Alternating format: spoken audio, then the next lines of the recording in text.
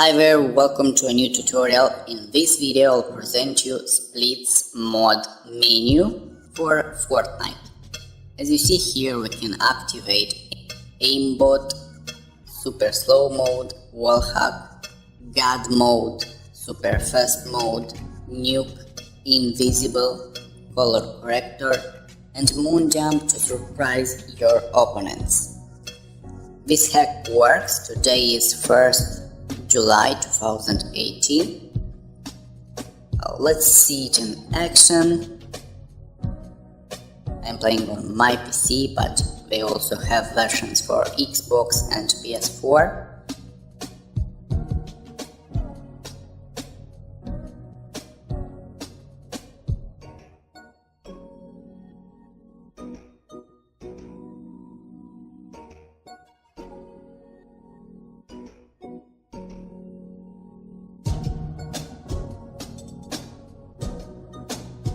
All you need to do is to download the mode from the website I left in the video description, gamemods.pw/Fortnite.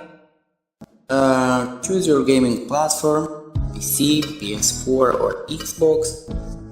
To install it, it's very simple. For PC, simply copy the files in your game installation folder.